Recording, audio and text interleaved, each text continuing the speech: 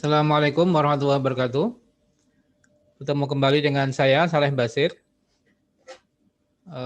pada channel ini ya. Terima kasih kepada teman-teman yang sudah berkunjung di channel kami. Kami namai Investor Soleh Kaya Dermawan. Ini adalah doa buat kita semuanya. Kita menjadi investor yang soleh, kaya, dan mau berbagi kepada sesama yang membutuhkan ya.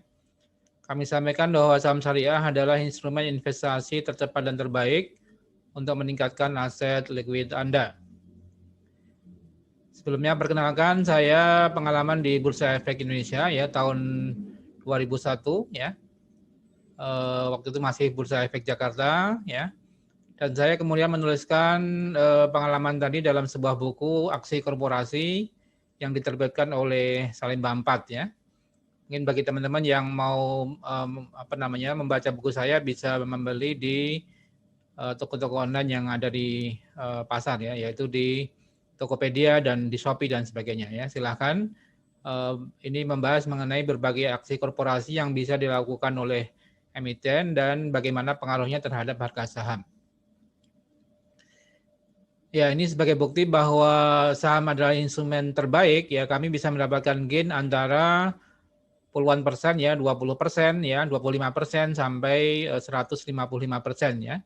Contoh Kimia Farma kami mendapatkan gain 155% dalam waktu kurang lebih 3 bulan ya. Kemudian Adikarya, Energi ya kurang lebih 25% ya.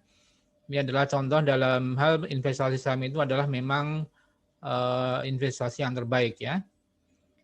Ya, contoh dalam 1-3 hari juga bisa mendapatkan gain antara 5% sampai 14% ya.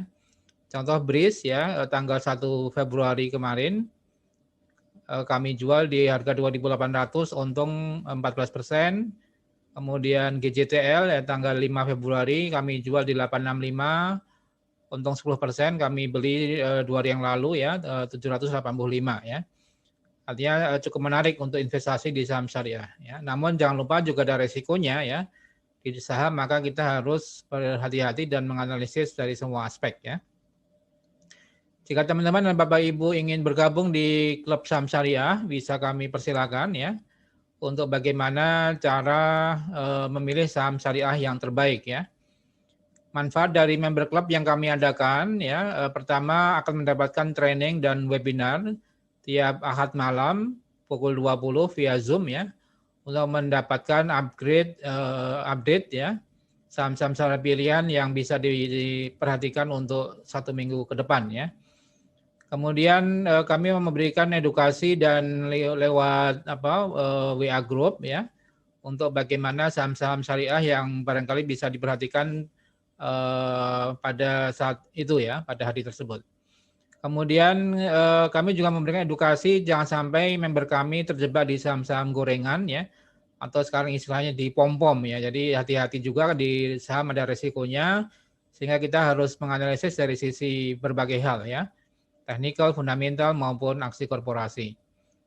Berikutnya yang penting juga ya, kami memberikan bantuan hukum ya secara cuma-cuma kepada member klub kami yang barangkali menginginkan adanya perlindungan hukum ya.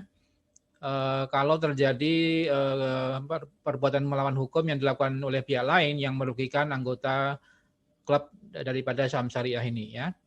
Jadi silahkan bisa bergabung di member kami, dan untuk mendapatkan bisa bergabung bisa mengisi formulir yang ada di bawah di deskripsi ya.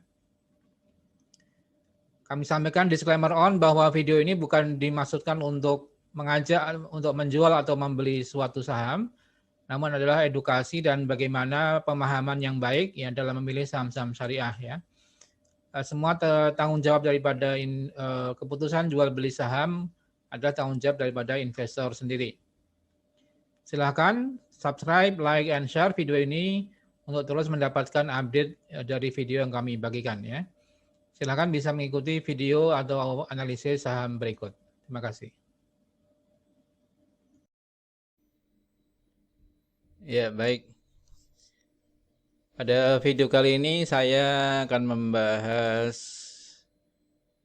ya isu hot terhangat ya. Ya, mungkin mengenai Nisa Sabian ya, ini rame di internet dan media sosial dan berbagai media-media ya, mengenai isu perselingkuhan Nisa Sabian ya. Harus apa hubungannya dengan saham gitu ya.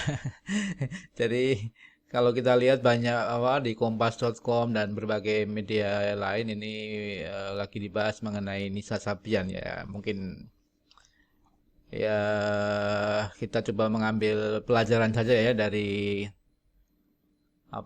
isu tersebut dan bagaimana pengaruhnya terhadap saham, ini yang mau saya bahas di channel ini ya. Jadi kalaupun ada perselingkuhan di dunia percintaan ya itu mungkin berita yang viral dan menjadi buah bibir ya pada netizen dan masyarakat ya. Ya mungkin, tapi saya ingin coba membahas ya perselingkuhan di bidang saham. Nah ini mungkin kalau yang mengenai percintaan ya silahkan baca di media yang lain lah ya. Yang penting tidak ikut menghujat atau menghakimi lah, kita ini aja mengambil hikmahnya saja. Apa hubungannya dengan saham ya? Jadi di dalam persahaman atau investasi saham juga sebenarnya ada perselingkuhan ya. Artinya ada beberapa kasus juga ketika misalnya kasus-kasus hukum terkait dengan investasi gitu kan ya. Artinya kalau kita lihat sebenarnya di dunia investasi juga ada, kalau di dalam percintaan atau mungkin dalam keluarga kan ya, ada mengenai kepercayaan, trust ya, kepercayaan misal antara suami istri atau ya kepercayaan antara orang tua dengan anak dan sebagainya ya. Di dalam investasi saham ya tentu juga ada kepercayaan ya, manajemen ya di perusahaan, di emiten itu ada namanya good corporate governance ya. Nah, ada namanya good corporate governance. Jadi di sini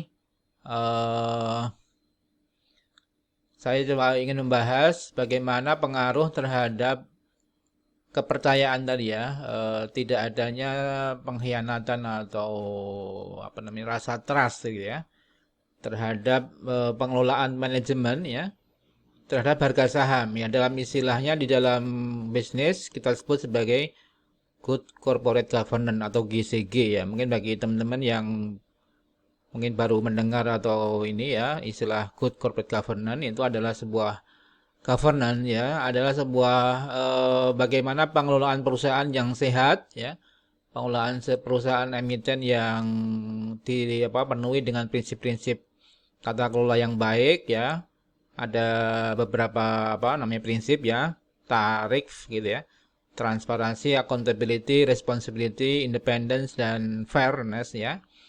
Artinya kalau sebuah emiten itu dikelola dengan baik ya, dikelola kepercayaan tadi dari pemegang saham ya, dari investor ketika menyerahkan dananya kemudian oleh emiten dan direksi, pengurus daripada dewan komisaris, direksi dan beberapa unsur GCG lainnya yang mengelola perusahaan tadi itu dikelola dengan baik, maka akan tercipta sebuah tata kelola yang baik ya. Yang kita sebut sebagai good corporate governance gitu ya. Nah, ini yang tentunya pengaruh kepada harga saham. Nah, disinilah hubungan antara isu perselingkuhan tadi dengan kaitannya dengan saham adalah ketika direksi, komisaris misalnya ya tidak berselingkuh ya, tidak mengkhianati kepercayaan yang sudah diberikan oleh investor atau pemegang saham, dan perusahaan memiliki istilahnya good corporate governance yang baik ya, pengelolaan yang baik sesuai dengan prinsip-prinsip pengelolaan perusahaan yang sehat ya, yang fair gitu ya, maka harga saham juga tercermin akan meningkat ya dan akan diapresiasi oleh investor. Maya ini saya kutip beberapa penelitian ya. Penelitian dari dosen UI juga nih, rekan saya Pak Yan Rahadian ya. Pengaruh penerapan corporate governance terhadap harga saham ya.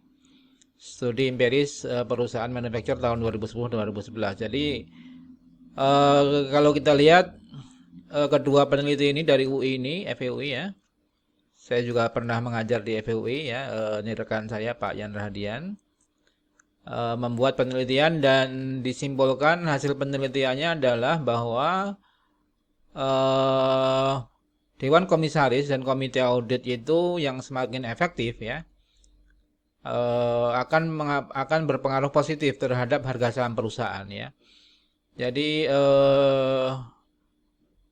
istilahnya Dewan Komisaris kan yang diberi kewenangan untuk mengawasi jalannya kepengurusan direksi, kemudian memberikan hasil kepada direksi, termasuk juga komite audit ya, membantu Dewan Komisaris di dalam melakukan oversight ya terhadap perusahaan tadi atau emiten dalam hal ini. Maka kalau pengelolaan tadi direksinya melaksanakan GCG dan juga diawasi oleh Dekom dan komite audit secara baik ya, maka pengaruh positif kepada harga saham ya. Artinya kita lihat bahwa saham-saham LQ45 ya misalnya yang top champion di bidang GCG ya, Astra, Telkom ya, beberapa bank dan sebagainya, dan yang memiliki reputasi yang baik sebagai champion di bidang GCG itu harga sahamnya cenderung diapresiasi oleh investor ya.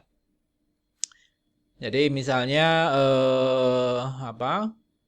katakanlah saham tadi ya, saham-saham yang memiliki GCG yang baik ya.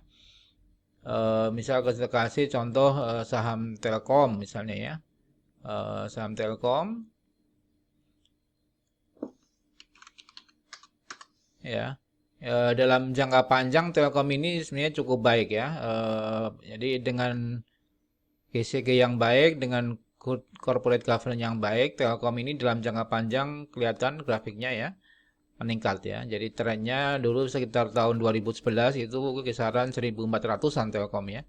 Sekarang sudah 3.200 dan pernah tertinggi sebelum Covid itu di 4.000-an ya. Artinya dalam jangka panjang perusahaan-perusahaan yang memiliki GCG yang baik itu akan cenderung diapresiasi investor dan harga sahamnya akan meningkat ya. Astra International misalnya ya, ASI ya. Ini juga sama.